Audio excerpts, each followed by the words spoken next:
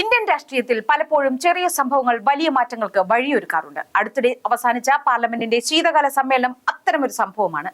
ഈ സമ്മേളനം രണ്ട് പ്രധാന സൂചനകൾ നൽകിയിരിക്കുന്നു. അത് രാഷ്ട്രീയ ലോകത്തെ ശരിക്കും ഞെട്ടിച്ചിരിക്കുകയാണ്.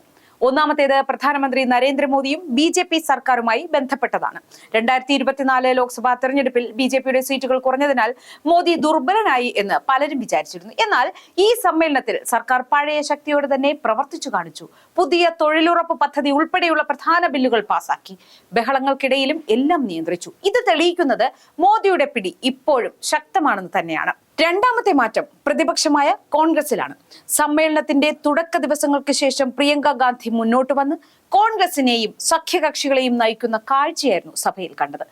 അവർ സഭയിൽ ശക്തമായി സംസാരിച്ചു, പ്രതിഷേധങ്ങൾ നയിച്ചു. അതേസമയം രാഹുൽ ഗാന്ധിയുടെ അസാന്നിധ്യവും വലിയ ചർച്ചയായി. രാഹുലിന്റെ അഭാവത്തിൽ പല പ്രധാന അവസരങ്ങളിലും പ്രിയങ്കയാണ് മുൻനിരയിൽ ഉണ്ടായിരുന്നത്.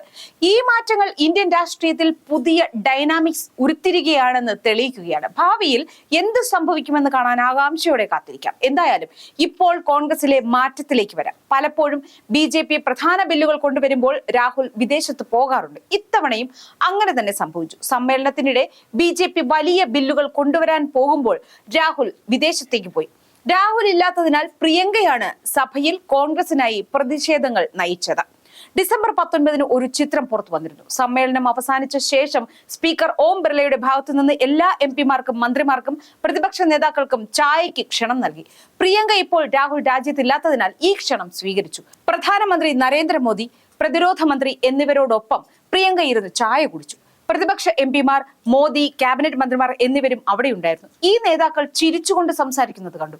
ഇത് തെളിയിക്കുന്നത് പ്രിയങ്കയ്ക്ക് നല്ല നേതൃത്വ ഗുണങ്ങൾ ഉണ്ട് എന്നതാണ്. ഒരുപക്ഷെ രാഹുലിനേക്കാൾ മികച്ച നേതാവാകാനുള്ള ഗുണങ്ങൾ അവർക്കുണ്ട്. ഒരു ദിവസം മുൻപ് ഡിസംബർ 18 സമ്മേളനം നടക്കുന്നതിനിടെ പ്രിയങ്ക ഗഡ്കരിയോട് കാണാൻ സമയം ചോദിച്ചു.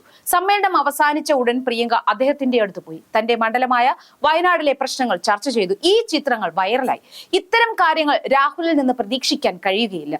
രാഹുൽ പ്രധാനമായും BJPയെയും മോദിയെയും തെരഞ്ഞെടുപ്പ് കമ്മീഷനെയും കടന്നാക്രമിക്കുന്നതിനപ്പുറം ജനങ്ങൾ നേരിടുന്ന അടിസ്ഥാന പ്രശ്നങ്ങളിൽ ഇടപെടുന്നത് വളരെ അപൂർവമായാണ് കാണാൻ കഴിയുന്നത്. അതുകൊണ്ട് തന്നെയാവണം മധ്യവർഗത്തിനും ഉപരിവർഗത്തിനും ഇടയിൽ അദ്ദേഹത്തിനുള്ള സ്വീകാര്യത അടിസ്ഥാന വർഗത്തിനിടെ ലഭിക്കാതെ പോകുന്നത്. ഇവിടെയാണ് പ്രിയങ്ക കൃത്യമായ ഇടപെടലുകളുമായി മുന്നോട്ട് വന്നിരിക്കുന്നത്.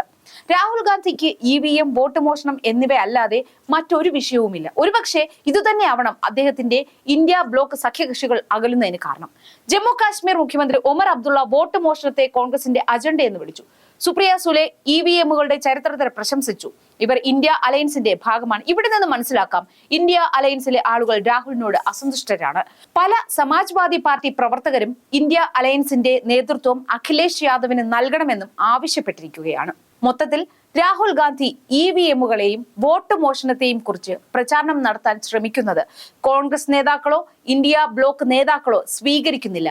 ഈ പശ്ചാത്തലത്തിൽ ഈ സമ്മേളനം കോൺഗ്രസിനുള്ളിൽ ഒരു ശക്തിമാറ്റത്തിന്റെ സൂചന നൽകുന്നു. പ്രിയങ്ക ഗാന്ധി മുന്നോട്ട് വരുന്നത് പാർട്ടിക്ക് പുതിയ ഊർജം നൽകിയേക്കാം. അവരുടെ നേതൃത്വ ശൈലി ഇന്ദിരാഗാന്ധിയെ ഓർമ്മിപ്പിക്കുന്നു. ധൈര്യം, തന്ത്രപരമായ ഇടപെടലുകൾ, പ്രതിപക്ഷത്തോടുള്ള മര്യാദ. രാഹുൽ ഗാന്ധിയുടെ ശൈലി കൂടുതൽ പ്രതിഷേധാത്മകമാണ്. അത് സഖ്യകക്ഷികളെ അകറ്റിയേക്കാം. ഇതിനൊക്കെ പുറമെ രാഹുൽ ഗാന്ധി വോട്ട് ചോരിയുടെ ഭാഗമായി ഉയർത്തിയ ആരോപണങ്ങൾ ഒന്നും തന്നെ ജനങ്ങളിൽ വലിയ ഇമ്പാക്ട് ഉണ്ടാക്കിയില്ല എന്നതാണ് ബീഹാർ തെരഞ്ഞെടുപ്പിൽ വ്യക്തമായത്. ആറ്റം ബോംബ്, ഹൈഡ്രജൻ ബോംബ് എന്നെല്ലാം വിശേഷിപ്പിച്ച് നടത്തിയ പത്രസമ്മേളനങ്ങൾ കേവലം ഓലപ്പടക്കത്തിന്റെ ഫലം പോലും ചെയ്തില്ല. അതുകൊണ്ട് തന്നെ അദ്ദേഹത്തിന്റെ സ്ട്രാറ്റജി പുനഃപരിശോധനയ്ക്ക് വിധേയമാക്കേണ്ടതുണ്ട് എന്ന് കോൺഗ്രസിൽ തന്നെ അഭിപ്രായം ഉയരുന്നുണ്ട്. ശശി തരൂരിനെ പോലെയുള്ളവർ ഉള്ളിൽ നിന്ന് തന്നെ വിമത പ്രവർത്തനം നടത്തുന്ന സാഹചര്യത്തെ നേരിടാൻ പോലും കോൺഗ്രസ് പാർട്ടിക്ക് സാധിക്കുന്നില്ല എന്നത് ആ നേതൃത്വത്തിന്റെ ദൗർബല്യം വെളിവാക്കുകയാണ്. ഇതിനൊക്കെ പുറമെയാണ് തൊഴിലുറപ്പ് പദ്ധതിക്കെതിരായ ബില്ല് പാർലമെന്റിൽ അവതരിപ്പിക്കുമ്പോൾ പ്രതിപക്ഷ നേതാവായ രാഹുൽ ഗാന്ധി ജർമ്മനിയിൽ സന്ദർശനത്തിനായി പോയത്. CPM ഉൾപ്പെടെയുള്ള സഖ്യകക്ഷികൾ വളരെയധികം വിമർശനം ഈ വിഷയത്തിൽ ഉന്നയിച്ചിരുന്നു. ഇങ്ങനെ ഒരു സാഹചര്യത്തിലാണ് ഈ നടന്ന പാർലമെന്റ് സെഷനിൽ മികച്ച പ്രസംഗങ്ങളുമായി പ്രിയങ്ക കളം നിറഞ്ഞത്. പ്രത്യേകിച്ചും വന്ദേ മാതരത്തിന്റെ വാർഷികവുമായി ബന്ധപ്പെട്ട പ്രിയങ്കയുടെ പ്രസംഗം വളരെയധികം ശ്രദ്ധ പിടിച്ചുപറ്റുകയും ചെയ്തു. ഇന്ത്യൻ രാഷ്ട്രീയത്തിന്റെ ചരിത്രം നോക്കിയാൽ കുടുംബ രാഷ്ട്രീയം കോൺഗ്രസിന്റെ ഭാഗമാണ്. നെഹ്റു, ഗാന്ധി കുടുംബത്തിന്റെ അംഗങ്ങൾ എപ്പോഴും പാർട്ടിയെ നയിച്ചു. അതിനാൽ ഇപ്പോൾ പ്രിയങ്കയുടെ ഉയർച്ച കോൺഗ്രസിന് പുതിയ ദിശ നൽകിയേക്കും. വയനാട് MP ആയ പ്രിയങ്ക തന്റെ മണ്ഡല പ്രശ്നങ്ങൾ ചർച്ച ചെയ്യാൻ ഗഡ്കരിയെ കാണുന്നത് ക്രോസ് പാർട്ടി സഹകരണത്തിന്റെ ഉദാഹരണമാണ്. ഇത്തരം നീക്കങ്ങൾ പാർട്ടിയുടെ ഇമേജ് മെച്ചപ്പെടുത്തും എന്നത് ഉറപ്പാണ്. അതേസമയം BJPയുടെ ശക്തി തെളിയിക്കുന്നത് 2029 തെരഞ്ഞെടുപ്പിന് മുൻപുള്ള തയ്യാറെടുപ്പാണ്. മോദി ഷാ ജോഡി പഴയ പോലെ ശക്തവുമാണ്. പ്രതിപക്ഷത്തിന്റെ ഐക്യം ദുർബലമാവുന്നത് BJPക്ക് അനുകൂലമാണ്. ഇന്ത്യ അലയൻസിലെ വിള്ളലുകൾ, ഒമർ അബ്ദുള്ള, സുപ്രിയ സുലെ എന്നിവരുടെ പ്രസ്താവനകൾ ഇത് തെളിയിക്കുകയാണ്.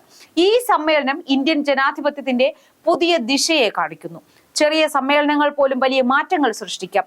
പ്രിയങ്കയുടെ ഉയർച്ചയും രാഹുലിന്റെ പിന്നോട്ട് മാറ്റവും കോൺഗ്രസിന്റെ ഭാവി നിർണ്ണയിക്കുന്നത് തന്നെയാണ്. അപ്പുറത്ത് BJPയുടെ ശക്തി ഒട്ടും കുറയാതെ തുടരുമ്പോൾ പ്രതിപക്ഷത്തിന് നിലനിൽക്കാൻ പുതിയ തന്ത്രങ്ങൾ രൂപപ്പെടുത്തിയേ കഴിയൂ. കഴിഞ്ഞ 3 തവണയും രാഹുൽ പരാജയപ്പെട്ടെടുത്ത് പ്രിയങ്കയിലൂടെ കോൺഗ്രസ് മറുപടി നൽകുമോ എന്ന് കാത്തിരുന്നു കാണാം.